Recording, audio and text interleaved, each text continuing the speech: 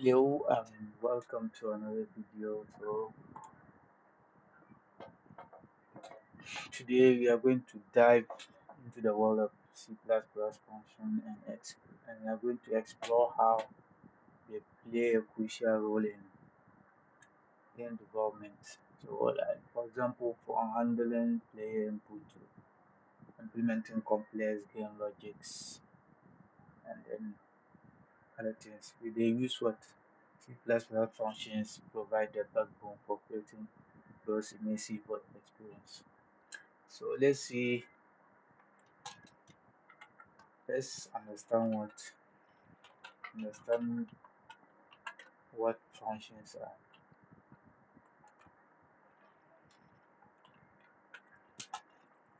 So say a function is a block of reusable word code that performs a specific task. So in C++, a function can take, for example, a parameter which allow you to receive data from what we call the caller. For example, let's say the caller. So now let's look at how to create a function, how we can call a functions and the rest. So first of all, let's look at how we can create a function. So to create a function, so let's create a function. So to create a function, first we define what the data type,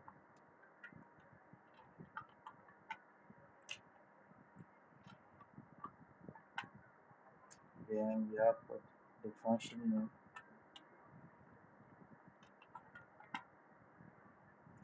then we bring the parentheses and then the curly braces. So this is how we define a function. Simple as that.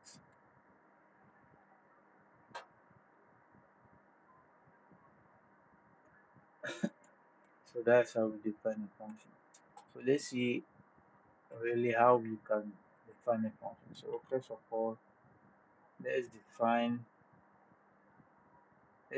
some simple function called iterative void. Let's call it my function. Then we bring the parentheses. So to define a function, first of all, we have to go outside of the function class here, because the main itself is an example of a function. And you can define a function inside another function, but you can call a function inside a function, but you can define a function inside another function. So we have our function here. Let's just say what it does is we just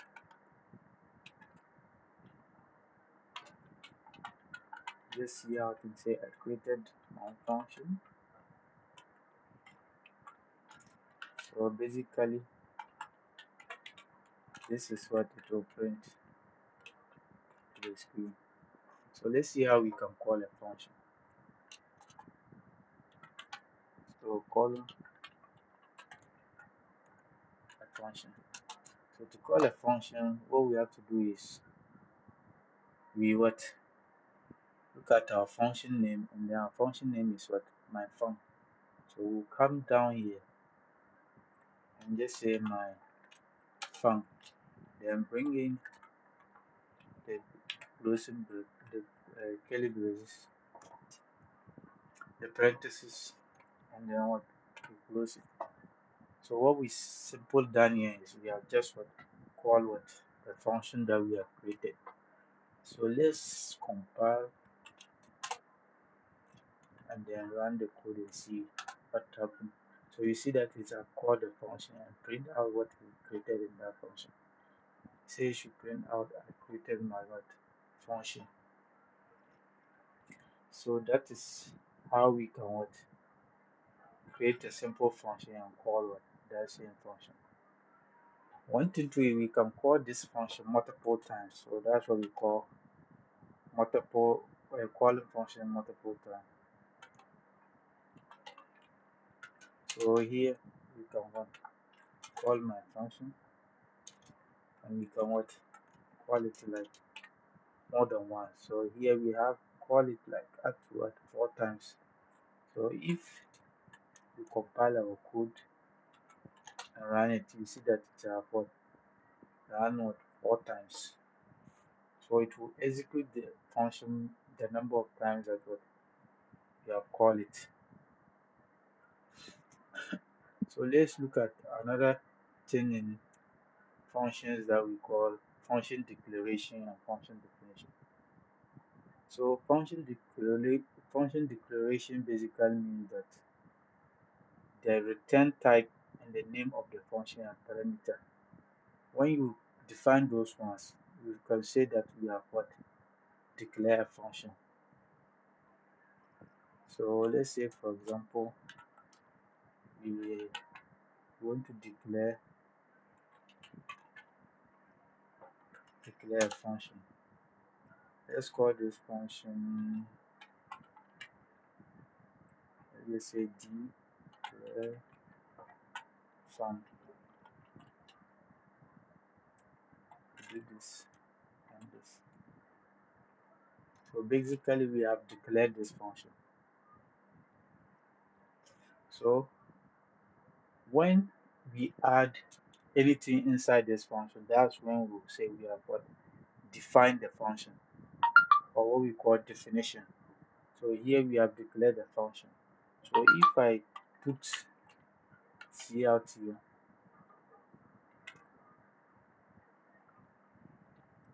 declaration,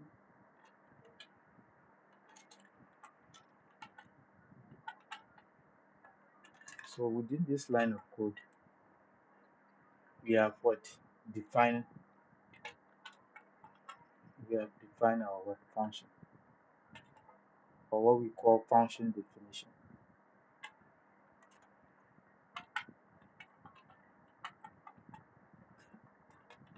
or we can call it function definition.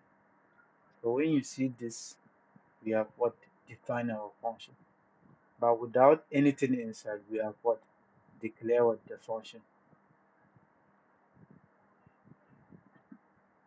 So one other thing to it is like we can declare a function and then what define it with later on. So for example, let's say we want to declare this function. So let's take this one out, add this. Then we can come here, and when we come inside here, we can call the function,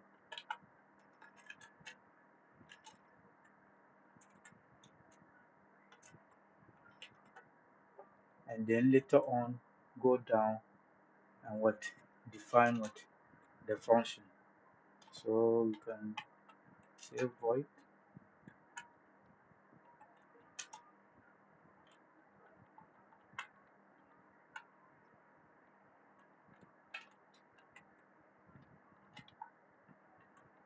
say define function here. So we have what declare the function at the top here, call it here in the main function, and then what we have what define it here. So let's compile our code and see. So you can see we have what define what function here. But if we didn't declare the function here, and then we come and define it here, and then we call it within the main function here, it will not run. We will get an error, undefined. The function will will get an error saying that the function was not defined.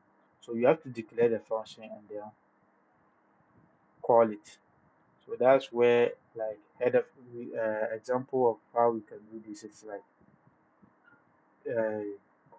using header files and then other ways that we can declare our functions inside the we can declare our function inside the header file and then include the header file here and then add the definition somewhere.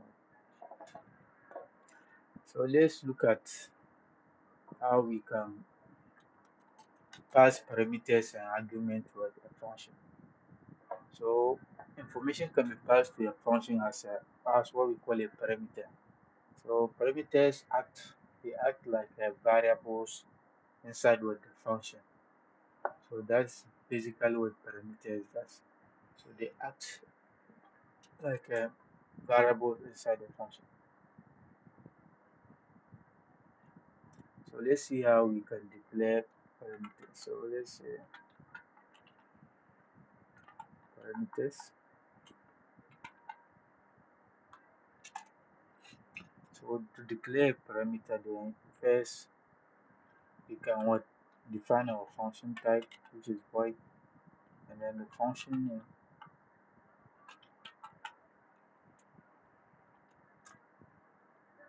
and then we pass out our parameters. So first we have our parameter data type and our parameter name. So we can say param1, and we can have more than one parameter inside. So that's basically how we can define a function with parameters inside it.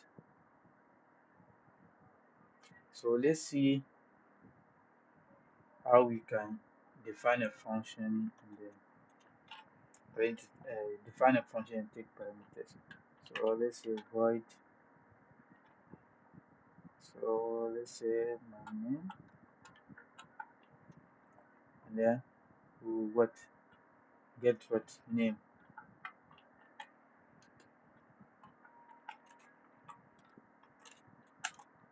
So we are passing a string name to this function. So let's include a string header file.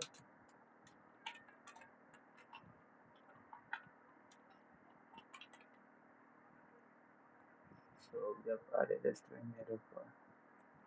So here you can say cout, then you can say hello.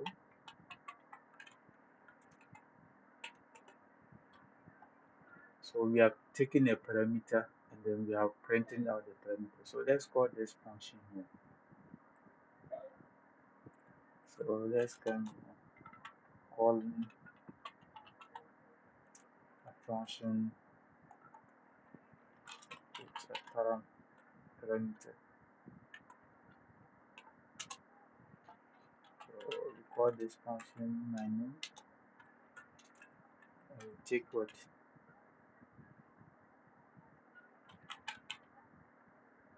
this. So let's compile and run. You can see it have said hello coded. So we have passed a parameter to this function. So one other thing is that we can pass different parameters with this function to this function. So we can say this,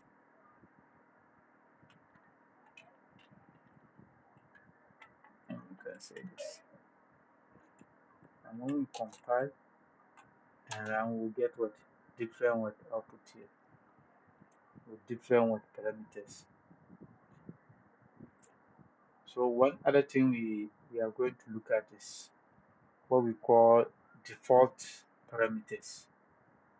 So for example, let's say we don't like we want to have like if the user doesn't send pass a parameter, like we should put a specific parameter inside. So let's say void. So we have country. Then let's say the string country. So to pass a default parameter, we just say this and then pass this here.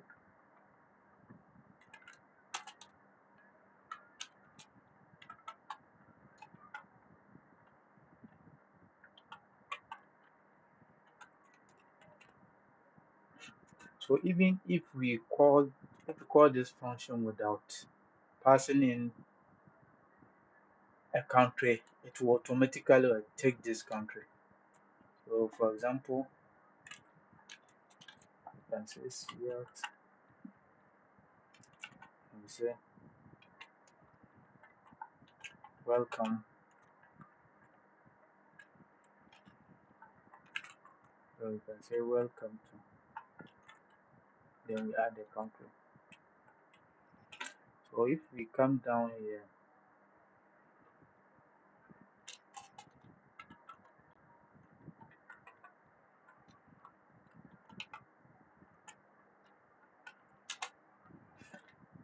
and we call the function. So we are going to call this function called country name. So when we come here, we say country name. So first we'll leave it like this. Then second we'll add with this. So let's compile and see what will happen. So you see that even though the first one we haven't passed any parameter into the function, but we still get welcome to Ghana. Then the second one we have welcome to USA. So the first function is taking the default parameter that we pass through the function. So we say the default parameter should be Ghana, even when you don't pass any parameter to it. And the default parameter should be Ghana. But here, when we pass another parameter to it, it will override the default parameter. So it's like it's giving you the ability to pass a parameter or not pass a parameter. So it can be we can call the function without passing anything, but we still get the default value. And then we can pass a parameter to the function and call the function and get and override the default value and get this value. Yeah. So the next this thing we'll look at is how to add multiple parameters to a function. So let's say how to add multiple parameters.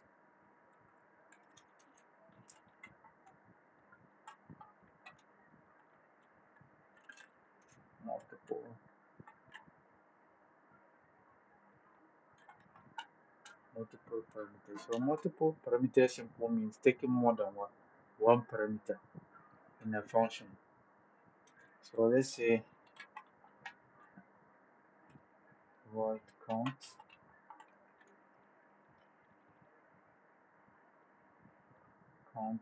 nums.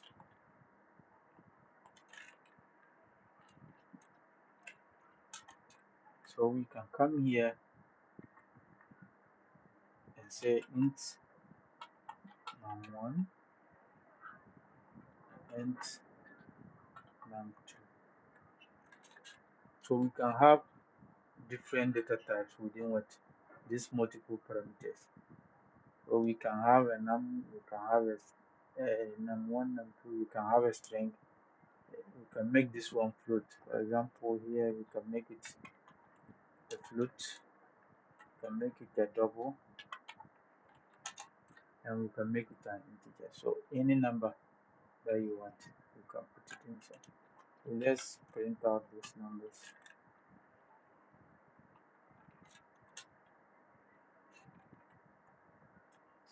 So cout. So we say cout numbers. Then we have num1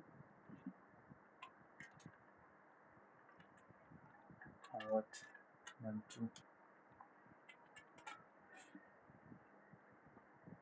And let's say numbers pass. So when we call this function, let's call this function the main function. So we can come here, so calling a function with multiple parameters. So our first one is this. Our first one is 3. The second one is 5.8. Let's compile, and you can see that we have what numbers passed. We have 3 and 5.8. So that's how we can what pass what multiple what parameters into what a function. So let's see how we can add a return value, a return keyword to what any of any of these are functions. So let's say function with the return keyword. So let's come here.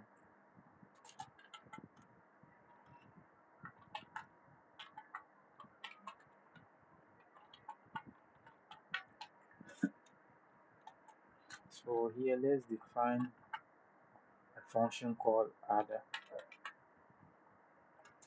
We are taking two parameters.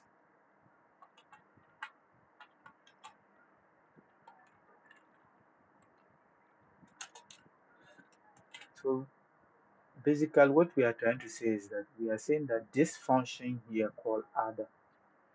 So let's say adder fun must return an integer. It shouldn't return any other data type apart from an integer.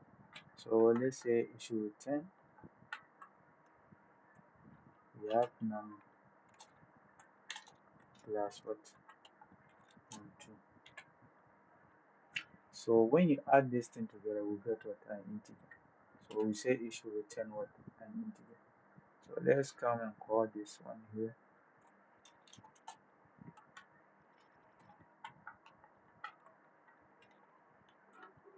So we call this other form, and we pass 5 and 10.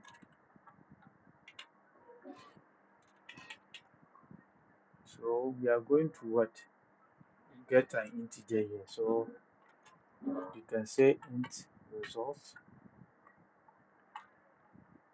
equals to this, because this one is returning an integer and we are assigning the integer to this. So you can then see out our results.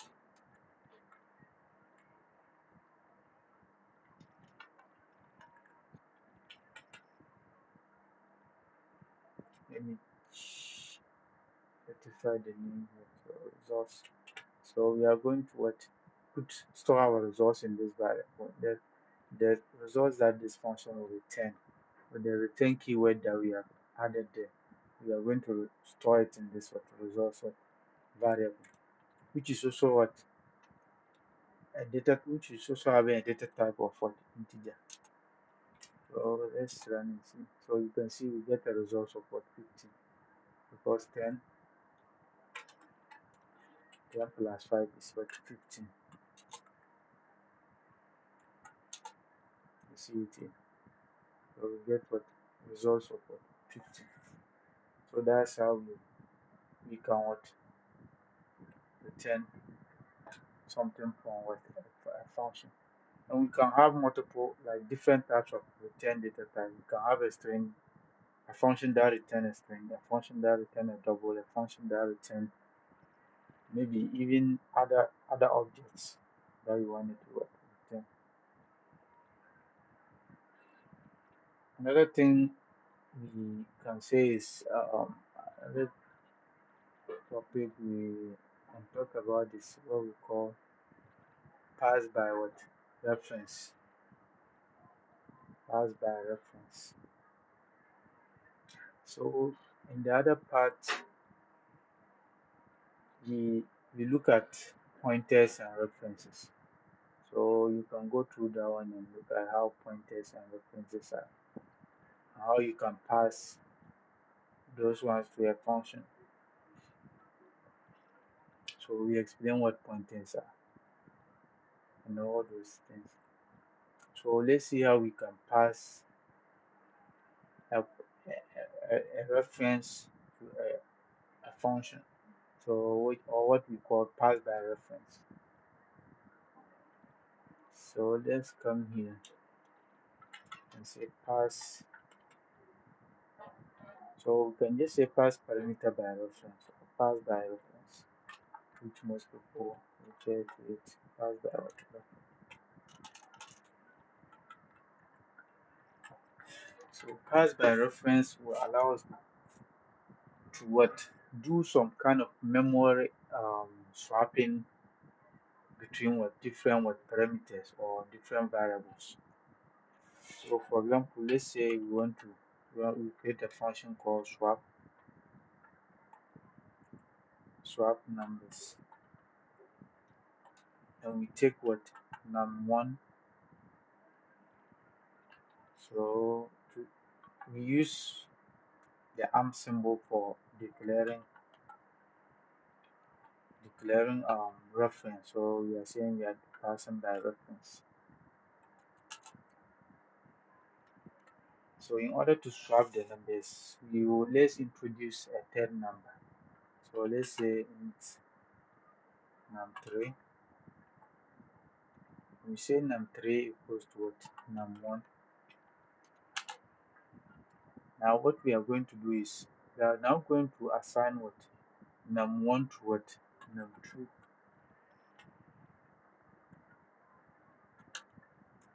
And then we say num2 will now be equals to what? The num3 that we define. So these numbers have basically been what? Swapped. So now we can, let's say, cout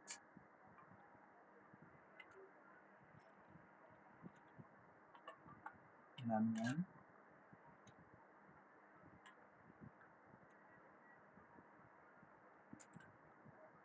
So we have num1 and we have num2. So what we'll do is let's print this one before and after. And you see how the swapping works. And this is possibly because of what? The pass by reference. So because we are using, when you want to change the value of what? The data that you pass, we have to use pass by what reference. So here you say function with pass by reference. So our function name is swap. So let's say the first number is 4 and then the second number is 10. So here you can see that we have gotten what? An error here. Initial value reference to non-constant must be what? A left what? Value. So what we have to do is what? We have to what? Define what? Function variables here. So we say int num1 and we say equals to 4 and we say num2 equals to 10.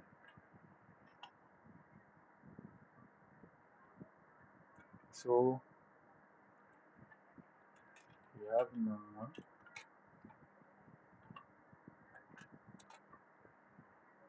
and we have what? Num2.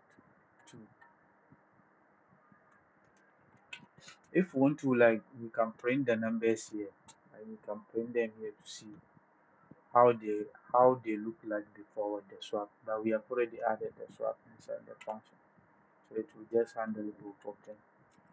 So let's compile, and then first we see that we have num1 is 4 and num2 is 10. Now we have num1 is 10 and num2 is what? 4. Let me format the printing so that we will see it right. So num1, num2,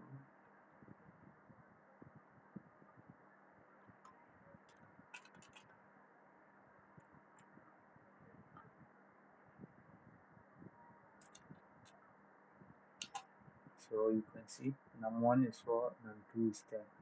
But here we have num1 equals to 10 and num2 equals to 4.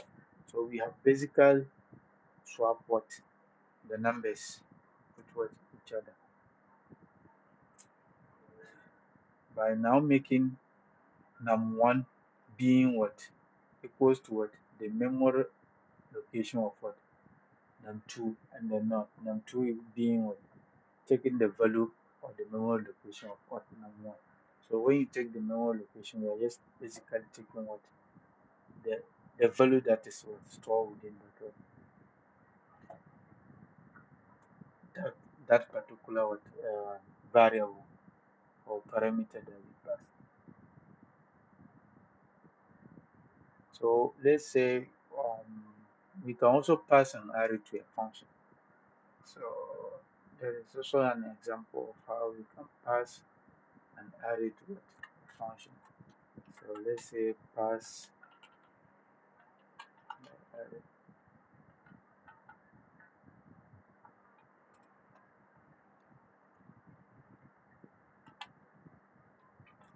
function parameters. So let's declare our function here. Let's make it void. We say pass array fun.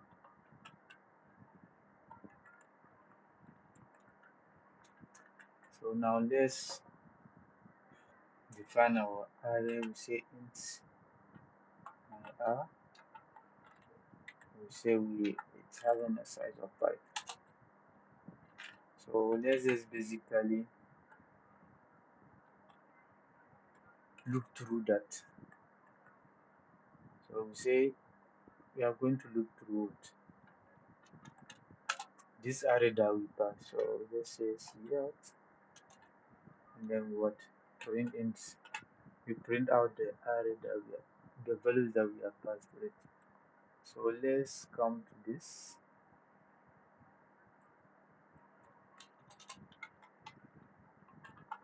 Say by array,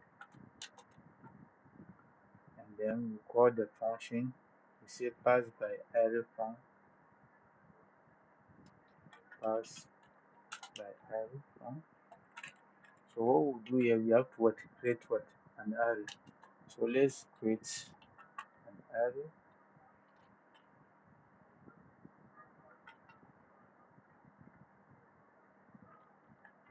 So we say array var equals to what? Let's say 5, 1, 2, 1, 2, 3, 4, 5. And we are done. 1, 2, 3, 5. And what pass it inside here. So we have created an array and we pass it to the function.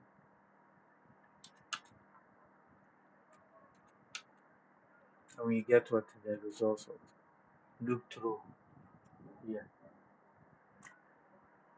So one other important topic we are going to go through is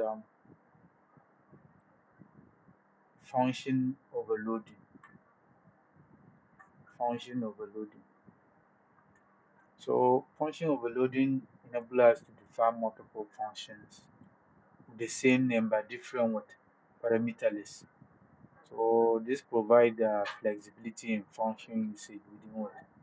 For example, when you are creating a game within the game development scenario. So we can say let's say we have a function that span an enemy. So first we have a generic enemy that we want to span. Then we can say we want to span another enemy with what different position like x and y. And then we can span an enemy with some like specific type. Which the type can be a string or a char that we are passing as a parameter or a reference. So that's one importance of operator overloading.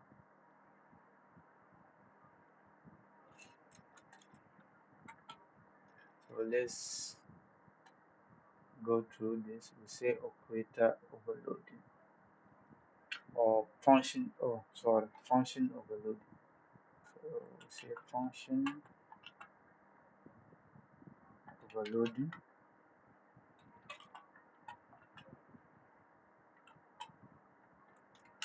So we just say function overloading allow us to have what a function with one name with what that multiple functions that can have the same name with different parameters. Multiple functions with the same name but with different what parameters. So for example, as I said, let's define a function.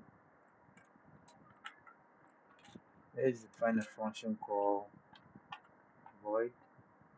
Then we call it span. So we say span enemy.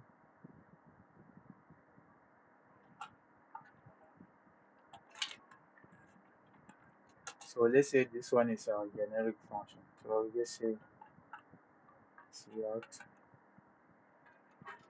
So we just say span generic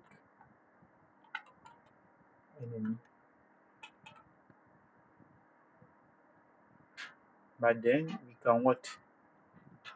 Create another function with the same name. But this one, let's say with what? Position. So we can say int post x and what? Int post what? Y. And we can have what? A z2. So here we can say span enemy. Spanning enemy with position. So here we can come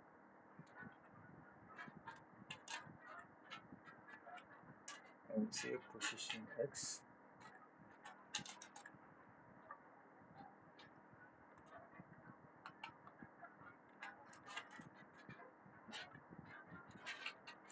And then we have position y.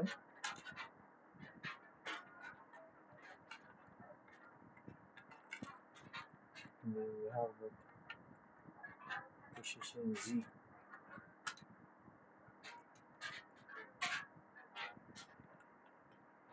So we have what?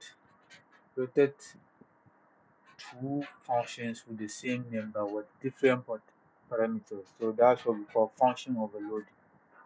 So when we talk about function overloading, it's what defining a function with the same name but with different what parameters. If we can have another one here, let's say this one will take string. So we have string, say type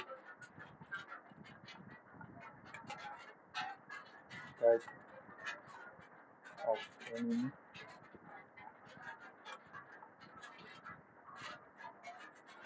So it's just spamming enemy with what type.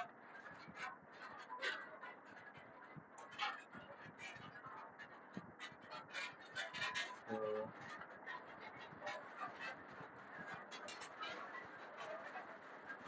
with type of, then we print out the type.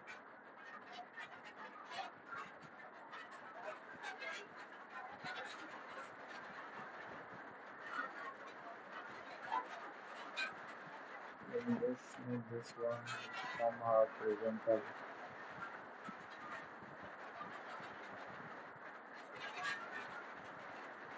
So we can call each of these functions with what different what with different what parameters passed through them. So we can call each of them with different functions. So let's say here we have function overloading.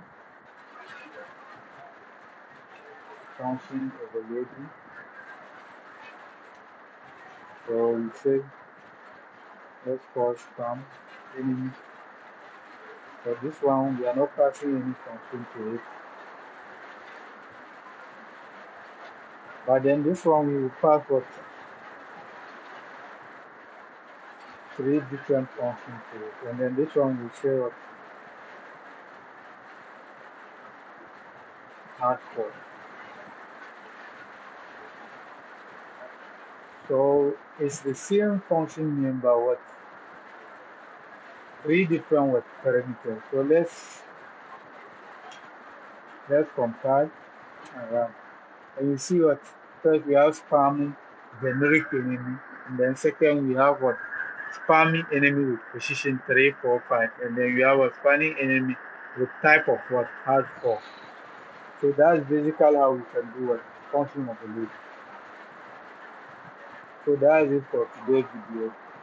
We started doing this, my it's interfering with my mic. So I would like to stop here and then we continue next time. Thank